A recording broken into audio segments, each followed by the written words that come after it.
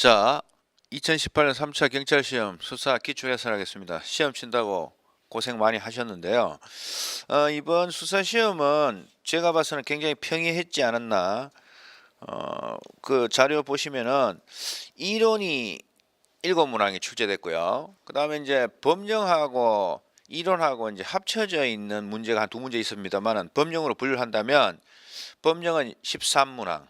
그 다음에 이제 이번 시험 특징이 강론이 5문항밖에 출제가 안 됐습니다. 평소보다 조금 줄었습니다. 그래서 수사 총론 15문항, 수사 강론 5문항 그 정도 됐는데 기본 수업 충실히 듣고 기출문제 잘 정리하신 분들은 고득점 하셨을 거라고 믿습니다. 뭐 크게 뭐 아주 난이도가 있다고는 할 수 없는 충실히 하셨으면 고득점 하시지 않나 싶고 문헌상 분석표를 첨부했으니까요. 어디서 뭐가 나왔는지 보시면 과학수사에서 4문항 정도가 가장 많이 출제가 됐다 이렇게 보시면 되겠습니다.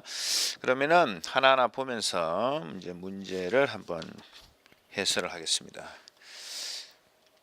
자, 1번 문제입니다. 수사의 조건에 대한 설명으로 적절하지 않은 것은 모두 고르시오 이렇게 되어 있는데요. 이제 기억 지문을 당황하실 수가 있습니다. 원래 이제 이 형사법에서 배우는 형사소송 구조로는 공부를 하는데 제가 수업 시간에 설명은 드립니다만은 수사 구조로는 출제된 적이 없습니다. 경영경찰에서 이렇게 이야기하고 뭐 바쁘실 때는 안 봐도 됩니다 이렇게 하지만 이제 설명을 한번 드렸습니다 전에. 이 형사소송 구조론하고 수사 구조론하고 구별해야 되는데 이 규문적 수사가 아니죠. 수사를 어떤 관점에서 보느냐인데요. 제가 수업 시간에 그림 그린 게 생각이 나실 거예요. 이 규문적 수사관은 수사기관이 힘이 세다 그랬습니다. 이 수사기관이 위에 있습니다. 위에서 피의자를 조사하는 이런 구조로 되어 있습니다. 그래서 규문적 수사관은 수사관과 피의자의 관계를 불평등 수직 관계로 봐요. 그러니까 이제 여기는 기억 지문이 틀린 이유는 탄핵적 수사관이라고 해야 됩니다. 탄핵적 수사관은 수사관과 피의자 관계를 대등한 관계로 보고 수사의 조건이 뭐예요? 수사를 시작할 때나 수행을 할 때 이러이러한 조건이 갖춰졌을 때만 수사를 하세요. 이런 내용이잖아요. 그래서 이 규문적 수사관은 수사기관과 피의자를 불평등 수직관계로 보기 때문에 수사의 어떤 수사기관의 한목적성적인 판단 이런 것들을 중시해요. 그래서 기억은 수사기관과 피의자의 관계를 대등관계로 보고 수사의 조건이 강조된다는 것은 탄핵적 수사관의 얘기가 되겠습니다. 그래서 이 기억 지문은 틀렸습니다. 탄핵적 수사관의 내용이고 니은에 수사에 개시는 수사기관의 객관적 혐의하에 개시된다. 말이 틀렸잖아요. 수사기관의 주관적 혐의로 족하다 이렇게 되어 있습니다. 수사를 개시할 때는 이 객관적 혐의라는 것은 체포구속처럼 어떤 증거가 뒷받침되는 혐의를 객관적 혐의를 해요. 그래서 체포구속할 때는 증거가 있어야 되기 때문에 객관적 혐의가 필요하지만 수사를 개시할 때 개시가 뭐예요? 열개자 수사의 문을 연다는 거죠. 수사를 시작할 때는 이 증거에 뒷받침되는 행위인 객관적 혐의까지 필요 없고 구체적 사실에 근거한 수사기관의 주관적 혐의로도 족하다 이렇게 되어 있습니다. 그래서 니은도 틀렸습니다. 수사기관의 주관적 혐의로 족하다 이렇게 하셔야 되고 디귿인데요. 제가 상신비 했잖아요. 수사의 조건이 필요성과 상당성 두 개가 있는데 상신비, 상당성과 비례의 원칙은 상당성과 관련이 있다고 그랬습니다. 그래서 수사의 필요성과 관련이 깊다가 아니고 수사 비례 원칙은 수사의 상당성과 관련이 깊다. 이렇게 하셔야 됩니다. 그래서 기억, 니은, 디귿 3개가 틀려서 1번이 정답이 되는 거고 나머지 리얼하고 미음은 다 교과서에 있는 맞는 지문이 되겠습니다. 그래서 1번의 답은 1번 기억 X, 니은 X, 디귿 X가 되겠습니다. 그 다음에 이제 2번을 한번 보도록 하겠습니다. 자, 2번은요, 제가 수사의 걸그룹 대전이라고 얘기하는데, 이 수사의 제 원칙들이 나오는데요. 가장 많이 출제되는 수사 실행의 원칙 역시 출제가 됐고 기존 기출문제 지문에서 벗어나지 않는 평이한 문제입니다. 완전감식 추검사 해서 여기서 틀린 것은 4번이 되겠죠. 수사는 단순히 수사관의 검토나 판단에만 그칠 것이 아니라 자 핵심이 뭐예요? 과학적 지식 또는 그 시설 장비를 유용하게 이용한다. 이 얘기가 나오면 수사자료 감식 검토의 원칙입니다. 사실 판단의 증명의 원칙에 관한 내용이 아니고 수사자료 감식 검토의 원칙에 관한 내용입니다. 사실 판단 증명의 원칙은 누구에게 대해서도 판단이 진실하는 것을 객관적으로 증명해야 한다. 이런 말이 들어가줘야 돼요. 그래서 핵심은 과학적 지식 또는 지식 그 시설 장비를 유용하게 해야 한다. 사실 판단 증명의 원칙이 아니고 수사자료 감식 검토의 원칙 4번이 정답이 되겠습니다. 비교적 평이한 문제라고 보시면 돼요. 자, 이제 3번을 보겠습니다. 자, 이제 내사가 나왔습니다. 제2장이죠. 경찰 내사 처리 규칙상 내사에 대한 설명으로 적절하지 않은 거. 수험생들이 시험 치기 직전까지 해도 최신 수사가 개정이 많기 때문에 최신 개정 내용이 나왔나 했는데 이번 시험 특징은 2018년도 개정 내용이 출제가 안 됐습니다. 그죠? 제가 그때 개정 내용 설명드리면서도 출제하기 전에 힘들지 않겠나 이렇게 봤죠. 역시 예상했던 대로 개정 내용이 출제되지는 않았고요. 기본적인 내용들이 출제됐다고 보시면 되는데 적절하지 않은 거 모두 고른 건 답이 이제 2번이 되는데요. 기억 X, 니은 X, 미음 X, 비읍 X인데 자 내사의 종류하면 고소내사 또는 고소에 의한 내사는 없죠. 그래서 고소내사가 틀렸습니다. 내사 종류에 고소의 내사는 없다. 기억이 틀렸고 그 다음에 니은에 요게 이제 조금 힘들었을 가능성이 있습니다. 진정내사란 경찰관이 서면으로 작성한 범죄 첩보에 관한 내사를 말한다. 진정내사하면 이거 서면 있는 거 아니에요 이렇게 말할 수가 있는데 이건 핵심이 뭐냐 진정내사가 뭡니까? 진정, 탄원, 투서 등의 서면으로 접수된 신고에 대한 내사를 진정내사라고 하는데 이 2번 지문은 이 경찰관이 서면을 작성 이게 중요한 게 아니고 범죄 첩보에 대한 내사라는 겁니다. 여기에 중점이 두는 겁니다. 뭐예요? 첩보 내사입니다. 경찰관이 서면으로 작성한 범죄 첩보에 대한 내사는 진정내사가 아니고 첩보 내사다. 이렇게 해 주셔야 해요. 그래서 니은이 틀렸다 이렇게 보시면 돼요. 그 다음에 이제 디귿 보시면 자주 나오는 기출지문입니다. 피혐의자 또는 참고인 소재불명 나오면 참고인 중지라고 하시면 안 되죠. 내사 단계에서는 참고인 중지가 없습니다. 내사 중지를 한다. 그래서 디귿은 맞고 리얼도 맞는 지문입니다. 뭐가 핵심이에요? 사법경찰관은 내사 과정에서 범죄 혐의가 판단될 때는 내사를 종결하고 여기 핵심이죠. 내사를 종결하고 인지서를 작성하여 수사를 개시해야 한다. 이 경우 지체 없이 소속 경찰관서장에게 보고해야 한다. 교과서에 따 있는 서술이 되겠습니다. 그래서 리얼은 맞고 그 다음에 이제 미음 보시면은요.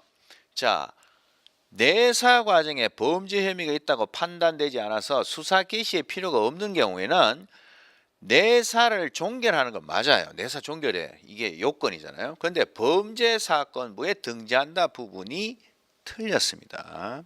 그래서 이 미음에 범죄 사건부에 등재한다는 게 아니고요. 내사 종결하게 되면요. 내사 사건 기록철에 편철하여 보관한다. 이렇게 하셔야 됩니다. 그래서 내사 과정에서 범죄 혐의가 있다고 판단되지 않아서 수사 개시의 필요가 없을 때는 내사를 종결하는데 내사 사건 기록철에 편철하여 보관한다.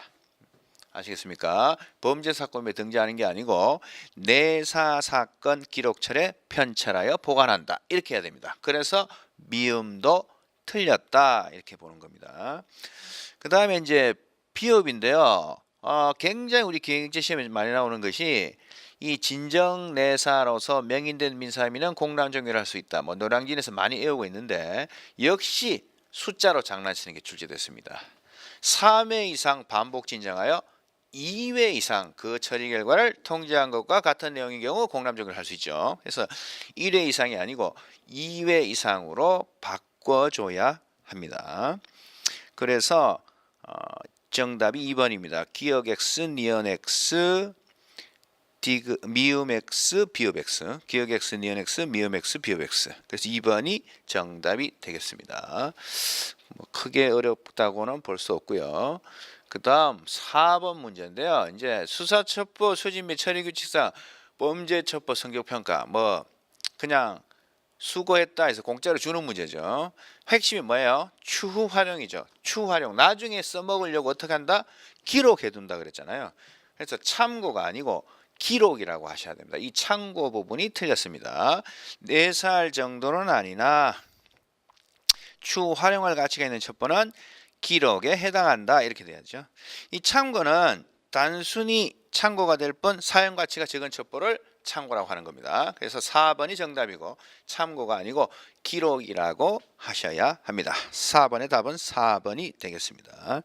자, 이제 강제 수사에서 한 문제가 출제됐죠. 통신 수사를 보겠습니다.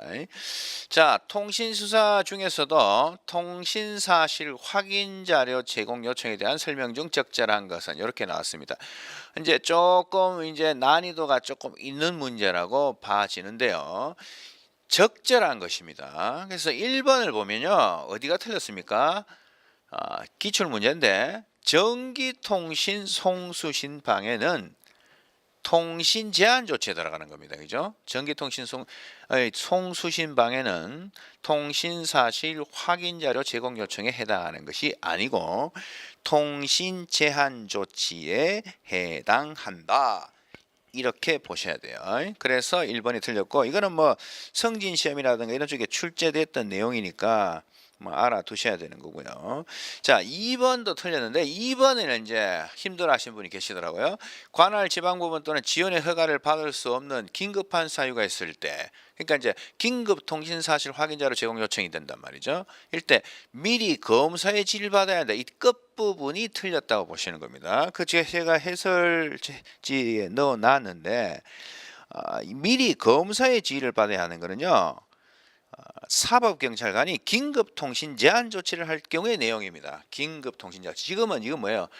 긴급통신사실 확인자료 제공 요청이잖아요. 그래서 제가 그 해설에 넣어놨지만은 이 통신비밀보호법 13조 2항 단서에 보면 이 통신사실 확인자료의 경우에는 법원의 허가를 받을 수 없는 긴박한 사유가 있을 때는 통신사실 확인자료 제공을 요청한 후 지체 없이 그 허가를 받아서 전기통신사업자에게 송부하도록 되어 있습니다. 그래서 미리 검사의 지시를 받는 게 아니고 지체 없이 허가를 받아서 전기통신사업자에게 송부하도록 되어 있고 이게 이제 통신비밀보호법의 일반적인 규정입니다. 13조 2항 단서인데 우리 범죄수사규칙에는 좀 더 상세하게 되어 있습니다. 관할지방법원 또는 지원의 허가를 받을 수 없는 긴급한 사유가 있을 때 사법경찰관이 긴급통신 사실 확인자료 제공을 요청했을 때는 36시간 이내에 법원의 허가를 받아 허가서 표지사본을 전기통신사업자에게 송부하도록 범죄 수사규칙 149조 3항이 구체적으로 지휘를 하고 있습니다. 그래서 이 2번 지문은 미리 검사의 지휘를 한다 부분이 틀렸습니다. 일반적으로 긴급통신사실 확인자료 제공 요청을 할 때는 법원의 허가를 지체 없이 허가를 받도록 되어 있습니다. 허가를 받아서 전기통신사업자에게 송부하도록 되어 있고 구체적으로 범죄수사규칙에 보면 사법경찰관이 긴급통신사실 확인자료 제공 요청을 했을 때는 36시간 이내에 법원의 허가를 받아서 허가서 표지사본을 전기통신사업자에게 송부하도록 구체화된 규정이 있다는 겁니다. 아무튼 이 규정이야 하든 저 규정이야 하든 미리 검사의 지휘를 받아야 한다 부분이 틀렸다고 보는 겁니다. 그래서 2번은 틀렸고 3번 통신사실 확인자료 제공 요청에 관한 근거는 전기통신사법이 아니고 통신비밀보호법에 규정이 되어 있습니다. 그러면 옳은 것은 4번입니다. 이 통신제한 조치에도 유사한 규정이 있고 통신사실 확인자료에도 이런 유사한 규정들이 있습니다. 핵심이 뭡니까? 기소 중지 결정 제외한다. 그 다음 처분을 한 날로부터 30일 이내에 서면으로 통지를 하도록 되어 있습니다. 약간 끊겼는데 자료를 출력해서 보시면 정확하게 나와 있을 겁니다. 그래서 5번의 답은 4번, 1번, 2번, 3번은 틀렸고 4번이 맞다 이렇게 해주셔야 됩니다.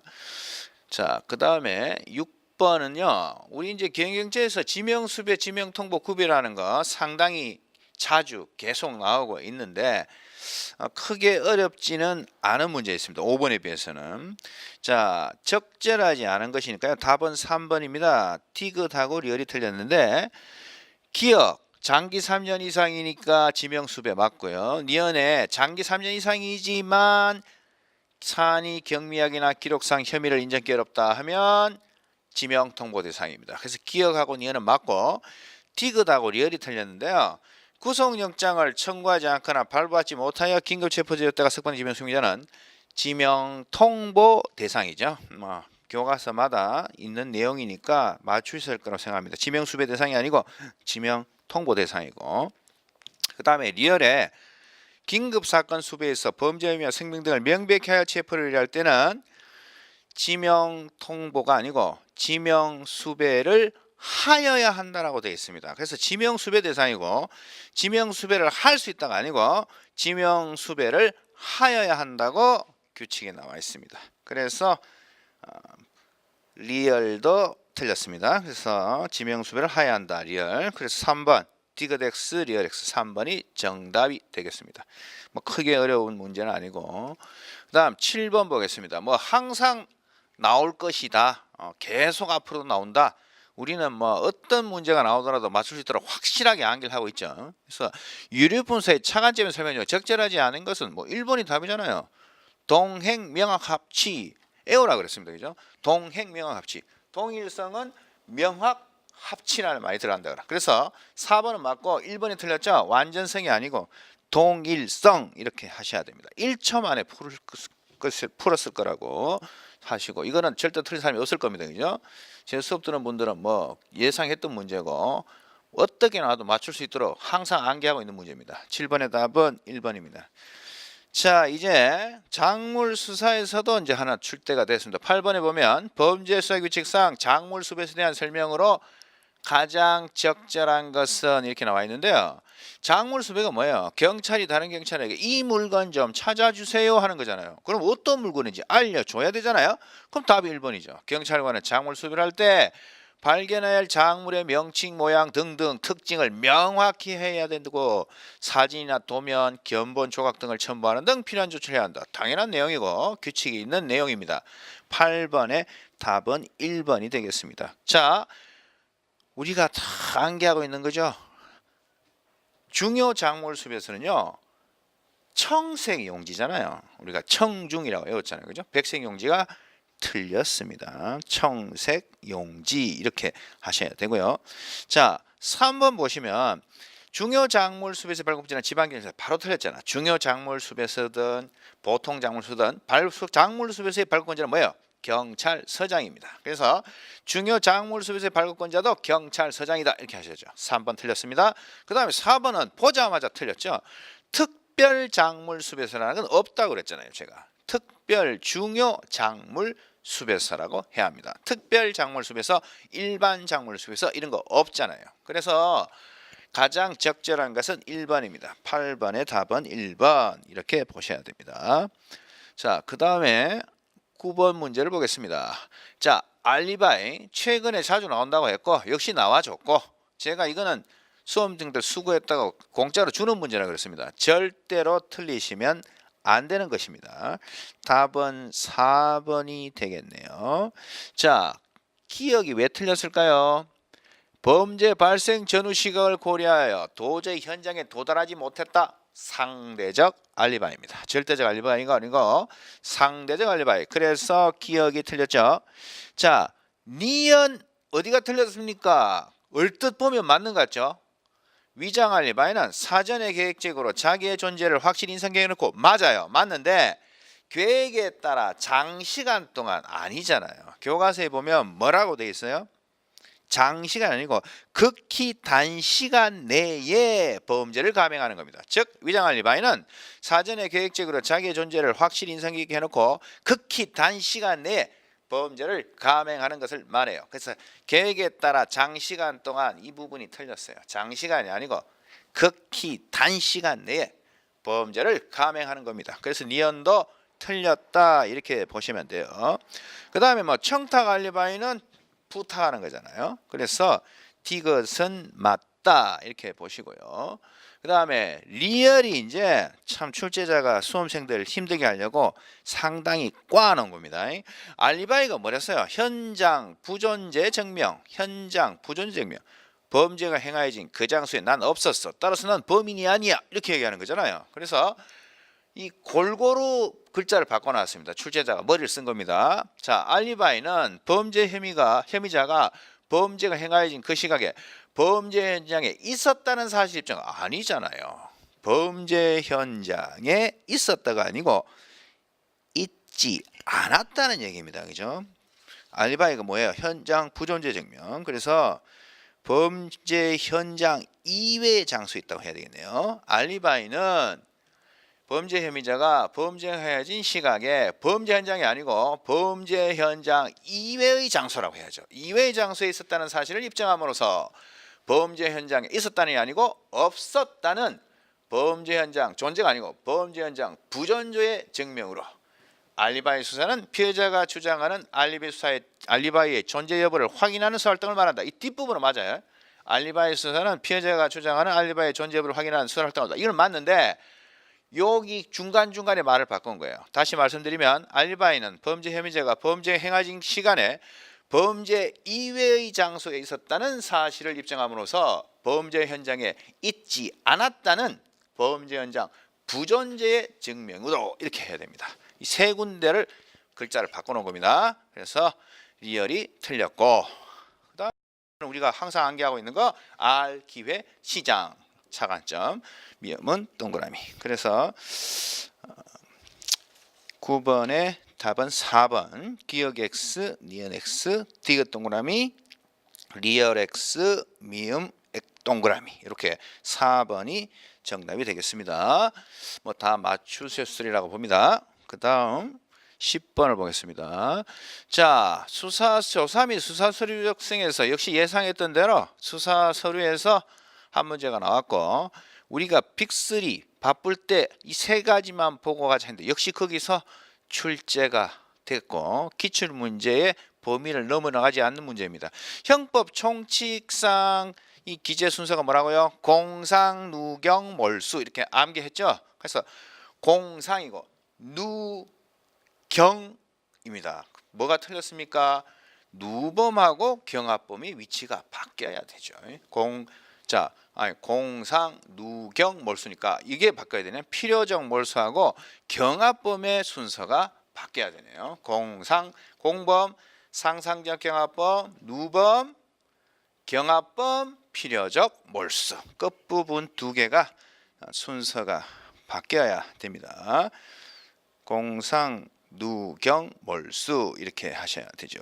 그래서 경합범이 먼저 나오고 필요적 몰수가 들어가는 겁니다. 10번의 답은 3번입니다. 나머지는 뭐 다 기출 지문이 되겠습니다. 크게 어렵지는 않고요. 경합범, 필요적 몰수 이렇게 누범, 경합범, 필요적 몰수. 자, 11번을 보겠습니다. 이제 지문에서 역시 한 문제 출제해 주셨는데 조금 뭐 위에 지문들은 기출 지문에서 좀 생소한 게 하나 있는데도 너무나 답은 쉽죠. 4번입니다. 범죄 현장에서 채취한 지문은 현장 지문입니다. 준현장 지문이 아니고 현장 지문이라 합니다. 11번의 답은 4번입니다. 나머지 다 뭐 기출됐던 것이고 생소한다 하더라도 기본서에 있는 내용이니까 크게 틀리지는 않으셨을 겁니다. 11번의 답은 4번. 준현장 지문이 아니고 현장 지문. 자, 12번 보겠습니다. 이번에는 과학수사에서 네 문제가 출제됐다고 그랬죠. 그래서 다시 옛날로 돌아오나 싶은데 하여튼 뭐 이쪽은 우리 수험생들이 잘 안 틀린 부분이니까 많이 나올수록 고맙다고 보시면 돼요. 시간 흐름에 따른 시체 변화에 대한 설명으로 적절한 것은 자 1번 보시면 부패 미라와 시체 밀라 백과 시체 건조는 시체 후기 현상으로 분류된다. 아니잖아요. 시체 건조는 초기 현상이잖아요. 1번 틀렸죠? 자, 2번 시체는 사후에 일시 이완되었다가 시간이 경과하면서 점차 굳어지고 턱부터 경직되기 시작하여 12시간 정도 되면 굳음이 전신에 미친다. 우리 암기하고 있는 거네. 2번이 정답이네요. 자, 그러면 3번은 뭐가 틀렸습니까? 각막은 12시간, 24시간, 48시간이 나오는데 시간은 맞는데 12시간 전후 안개처럼 흐려지기 시작한다. 맞는데 사팔뜨기 불투명 이랬잖아요. 사후 24시간이 되면 현저하게 흐려집니다. 48시간이 되면 불투명해지는 거죠. 그래서 이 끝부분이 틀렸습니다. 24시간이 사후 24시간 정도가 되면 현저하게 흐려져서 48시간 전후가 되면 불투명해진다. 그래서 3번은 뒷부분이 틀려서 정답이 아니고, 그 다음에 4번 고온 건조 상황에서 시체의 건조가 부패 분호보다 빠를 때 생긴다. 미라화잖아요. 미라화. 여기 나오죠? 미라화. 그래서 이 시체 밀랍이 아니죠. 그래서 가장 적절한 것은 2번 밖에 없습니다. 12번의 답은 2번이다. 이렇게 하셔야 되겠고요. 뭐 다 알고 계신 문제입니다. 자, 이제 13번 문제를 보겠습니다. 수사를 하는 경찰관이 현장을 관찰하면서 가장 적절하지 않은 것은, 자, 1번 지문을 생소하게 느끼시는 수험생들이 있을 겁니다. 뭐 나머지들은 다 뭐 수업 시간에 했던 내용이고 1번 지문이 자주 접하지는 않은 지문이에요. 그런데 상식적으로도 풀 수 있는 게, 자, 현장 감시는 현장 가야 되잖아요. 현장 감, 임장 및 보존, 이게 제일 먼저예요. 그 다음에 증거 수집 및 채취가 아니고 관찰해야지. 현장 관찰 및 기록을 한 다음 증거 수집 및 채취를 하고 마지막으로 현장 감시 결과 보고서 작성하는 순으로 실시한다. 이렇게 돼야죠. 상식적으로도 1번이 약간 이상함을 느꼈을 텐데, 이 출처가 어디냐면 해설에 나와 있지만 과학수사 기본규칙 제5조에 현장 감식의 절차가 나와 있습니다. 제가 해설에 다 넣어놨습니다. 조문을.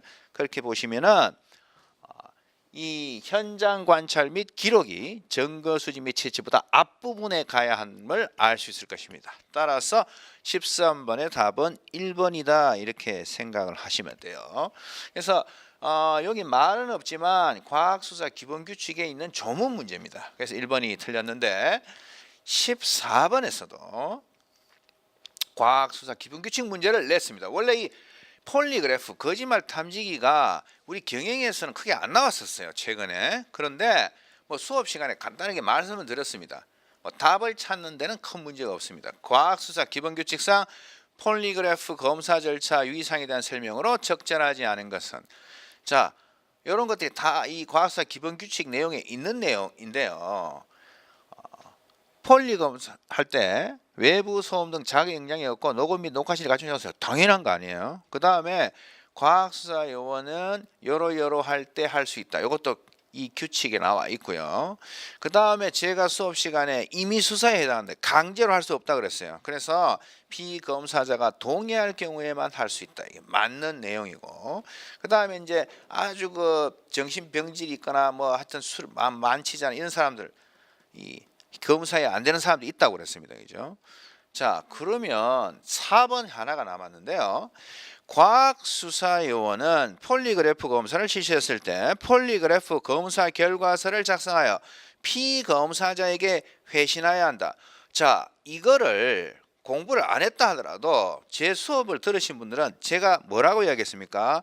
옛날 수사 교과서에는 이 검사를 한 사람이 결과를 이야기하려고 할 때는 알려주어서는 안 된다고 규정이 되어 있다고 그랬죠. 그런 규정이 그렇게 교과서에 있었어요. 과거 수사책에는 이 검사한 피검사자가 결과를 알려주세요 이랬을 때 알려줘서는 안 된다는 서술이 있었는데 서울행정법원에서 알려줘라 이렇게 판결을 내렸다 그랬잖아요. 그래서 그 규정이 없어졌다라고 이야기를 했었을 겁니다. 물론 요거하고 조금 관계는 없지만 이 수업 시간에 이쪽 언저리에 대해서 이야기를 했었어요. 그래서 이 4번이 틀린 이유는요, 피검사자에게 회신하여야 한다. 이거는 옛날에도 없었고 지금도 규정이 없습니다. 피검사자에 회신하는 게 아니고 제 해설서에 보면은 사건 담당 경찰관에게 회신하도록 되어 있습니다. 뭐라고요? 피검사자에게 회신하여야 한다가 아니고 사건 담당 경찰관에게 회신하여야 한다라고 과학사 기본규칙에 나와 있습니다. 그래서 14번의 답은 4번입니다. 피검사자가 아니고 사건 담당 경찰관 이렇게 하셔야 됩니다. 자, 그 다음 문제를 보겠습니다. 이제 총론의 마지막 문제입니다. 이번 시험은 생각보다 강론이 5문제로 적게 나왔죠. 자, 총론 수사행정 파트인데요. 피해자 요청 및 호송규칙상 호송에 대한 설명으로 적절하지 않은 것은 다 기출 지문입니다. 기출 지문이고 정답은 2번입니다. 자, 제가 이쪽 자체가요. 유치민 호송 규칙이 특히 호송에서는 앞부분에서 과거에는 많이 나왔어요. 호송의 종류라든가. 그러나 요새는 출제가 어디로 했어요? 사고 발생 시 조치 사령. 병에 걸렸을 때, 도주했을 때, 사망했을 때 역시 병에 걸렸을 때가 출제된 겁니다. 피호송자가 발병했을 경우 중증으로 호송을 계속하기 곤란하다고 인정될 때는 피호송자는 발병지에서 가까운 경찰관서에 인도해야죠. 인도해야 되는데 뒷부분이 틀렸습니다. 다만 서류와 금품은 호송관서에 보관한다. 이 부분이 틀렸습니다. 제 해설지를 보시면은 중증으로 호송을 계속하거나 곤란하다고 인정될 때는 피호송자 및 서류와 금품을 발병지에 가까운 경찰관서에 인도해야 한다. 이렇게 되어 있어요. 즉 피호송자뿐만 아니라 서류와 금품도 발병지에 가까운 경찰관서에 인도하도록 되어 있습니다. 그래서 답이 2번입니다. 나머지는 모두 기출됐던 지문들입니다. 그래서 15번의 답은 2번 뒷부분에 틀렸습니다. 피호송자 및 그 서류 및 금품을 발병지에 가까운 경찰관서에 인도하여야 한다. 이렇게 되어 있습니다. 자, 이제 5문제 강론을 보겠습니다. 16번을 보겠습니다. 역시 예상했던 대로 강력범죄에서 성폭력범죄의 처벌에 관한 특례법이 출제됐는데 가장 적절하지 않은 거 어느 교과서에 있는 내용입니다. 3번입니다. 13세 미만 미성년자를 동의를 받고 가늠했다. 단순 가늠했다는 얘기죠. 강제로 한 게 아니고. 그럴 때는 형법 305조 미성년자 의제 강간으로 처벌되지 성폭력범죄의 처벌에 관한 특례법이 아닙니다. 그래서 답은 3번이고 공부를 하신 분은 답을 쉽게 찾을 수 있었을 것입니다. 이 4번과 관련해서는 제가 말씀을 드렸죠.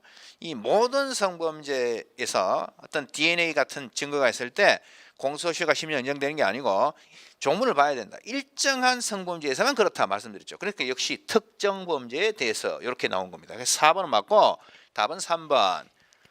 형법 305조 미성년자 의제 강간으로 처벌된다. 이렇게 하셔야 됩니다. 16번의 답은 3번이 되겠습니다.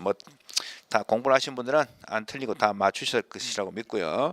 그 다음에 이제 가정폭력, 학교폭력 역시 한 문제씩 예상했던 대로 주셨습니다. 17번을 보겠습니다. 가정폭력 범죄의 처벌에 관한 특례법에 대한 설명으로 적절하지 않은 것은 이렇게 되어 있는데요. 이상하게 우리 경영체에서는 가정폭력, 학교폭력 굉장히 좋아하는 경우가 있는데 거기 1번, 2번, 3번 다 시험에 기출됐던 지문이고 자 4번도 기본서마다 다 있죠. 요게 가정폭력범죄의 처벌에 관한 특례법 29조 5항과 관련되는 내용입니다. 29조 5항 가정폭력 행위자에게 피해자 또는 가정구성에게 주거, 직장 등의 100m 이내 접근금지에 해당하는 임시조치를 할 경우 기간은 2개월을 초과할 수 있고 맞아요. 맞는데 피해자의 보호를 위하여 기간을 연장할 필요가 있는 때는 한 차례만 연장 가능하다. 아니잖아요. 2차례 연장 가능합니다. 한 차례가 아니고 2차례 연장 가능하다. 해설을 넣어놨으니까 출력을 해서 한번 보시면 될 것입니다. 교과서마다 다 있는 서술입니다. 그래서 17번의 답은 4번. 한 차례만 연장 가능하다가 아니고 2차례 연장 가능하다. 이렇게 보셔야 됩니다. 그 다음에 18번 학교 폭력입니다. 이거는 우리가 특강할 때 했던 문제 풀어보신 분 기억이 나실 거예요. 그때 그 벌칙 규정 문제 냈었죠. 그거 응용한 겁니다. 그래서 자 학교폭력 예방의 대책에 관한 법률에 대한 설명으로 옳은 것을 모두 고른 것은 2번 기억 동그라미 니은 동그라미입니다. 기억 학교폭력이란 법에 나와 있고, 그 다음에 이제 니은 보시면 학교폭력 현장을 보거나 그 사실을 알게 된 자는 학교 등 관계기관에 이를 즉시 신고하여야 한다. 자, 신고할 수 있다 아니에요 하시는데, 제가 수업 시간에 말씀드렸습니다. 이게 학교폭력은 신고하여야 한다라고 되어 있습니다. 법에. 그래서 니은은 동그라미입니다. 기억 니은 동그라미 다 법에 나와 있고, 자, 디귿이 틀렸어요. 핵심은 뭐냐면 우리가 유사한 문제를 특강에서 풀었는데 사례형 풀었는 거 기억나실지 모르겠습니다. 핵심은 뭐냐면 교사가 직무인에 알게 된 사실을 누설했어요. 누설했을 때는 처벌 규정이 있다고 그랬습니다. 특강 들을 때 사례 문제 푸신 분 기억날 거예요. 다른 것들은 뭐 협의체를 구성하지 않았다든가 이런 것들은 벌칙 규정이 없는데 직무상 알게 된 비밀을 누설했을 때는 처벌 규정이 있다라고 되어 있어요. 그래서 이 부분이 틀렸습니다. 이에 대한 처벌은 이 법에 규정되어 있지 않다가 아니고 규정되어 있습니다. 제 해설을 보시면은 이 직무상 알게 된 비밀을 누설하는 거 이거는 21조 1항에서 누설 금지 이렇게 되어 있습니다.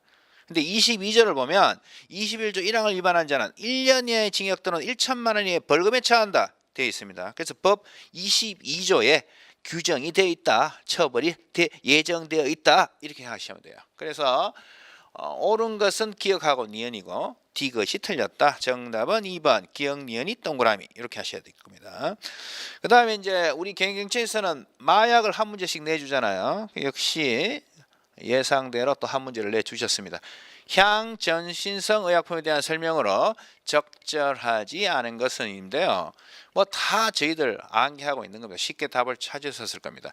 1번에 덱스트로메트로판, 러미나 하는 거 맞죠? 진해 거담제. 의사 처방전이 있으면 약국에 구입한다. 자, 답은 2번입니다. 우리가 데이트 강간 약물, 물돼지 외웠잖아요. GHB는 무색, 무치, 짠맛이 나는 액체로 데이트 강간 약물이라고 불리며 맞는데 뒷부분 보세요. 의존성과 독성이 없어 코데인 대용을 넣으십니다. 이거는 뭐예요? 덱스트로메트로판입니다. 그래서 정답은 2번입니다.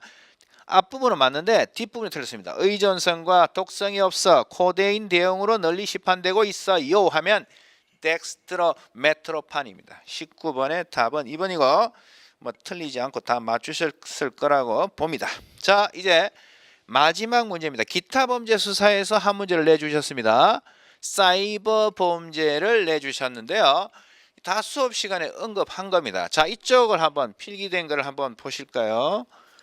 우리가요 사이버 범죄 구체적 침해 유형 4가지를 공부를 했었습니다. 사이버 범죄의 구체적 침해 유형 4가지. 컴퓨터 무단 사용, 컴퓨터 부정 조작, 컴퓨터 파괴 행위, 컴퓨터 스파이 행위가 나와 있습니다. 컴퓨터 스파이는 이 4번입니다. 자료 유출과 불법 복제, 프로그램이나 자료를 권한 없이 획득 사용, 누설하는 행위를 컴퓨터 스파이로 한다. 맞는데 지금 여기에 위에 나오는 내용들은 사이버 범죄 구체적 침해 유형 4가지 중에서 컴퓨터 부정 조작에 관한 요 4가지 내용으로 1, 2, 3번 지문을 만든 겁니다. 그래서 이 컴퓨터 부정 조작은 투입 조작, 프로그램 조작, 콘솔 조작, 산출 4가지로 나눕니다. 수업 시간에 다 언급을 해 드렸던 것입니다.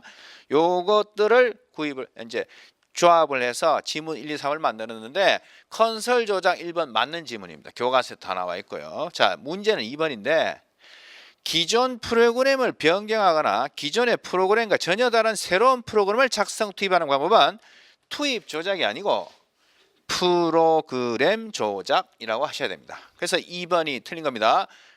프로그램 투입 조작이 아니고 프로그램 조작이라고 합니다. 이렇게 해 주셔야 되죠. 그래서 답은 2번인데 그럼 투입 조작은 뭡니까? 제가 해설에 다 넣어놨습니다. 투입 조작하고 산출물 조작 수업 시간에 말씀드렸죠. 투입 조작은 뭐예요? 엉터리 자료를 입력을 시켜서 잘못된 산출을 처리하는 겁니다. 그러면 산출물 조작은 뭡니까? 정당하게 처리 산출된 것을 사후에 변경시키는 겁니다. 그죠?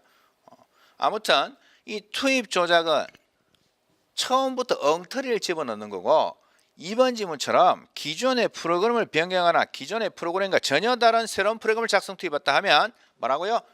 프로그램 조작이라고 한다. 이렇게 나와 있습니다. 나머지 지문은 다 맞고. 그래서 20번의 답은 2번. 투입 조작이 아니고 프로그램 조작입니다. 자, 이렇게 해서요. 우리가 20문제 2018년 3차 수사를 봤는데 다른 과목에 비해서는 난이도가 좀 쉽지 않았을까. 기본 수업 많이 들으시고 기출문제 잘 정리하신 분들은 고득점이 가능하지 않았을까 이렇게 조심스럽게 전방을 해보고 마지막으로 이제 시험 열심히 치셨는데 당부의 말씀드리면 뭐 바로 뭐 그날 저보고 100점 맞았다 뭐 평균이 뭐 90이다 이렇게 전화 오신 분도 계셨어요. 그런 분들은 빨리 체력 면접해서 최종 합격까지 매진을 하시고 조금 합격권에서 멀어들었다 절대로 슬퍼할 시간이 없습니다. 우리는 슬퍼할 시간이 없습니다. 또 시험이 있습니다. 바로 일어나셔서 새로 시작을 하셔서 결국에는 합격의 영광을 맛보시길 바랍니다. 하여튼 시험 치신다고 고생하셨습니다. 여기서 해설 강의를 마치겠습니다.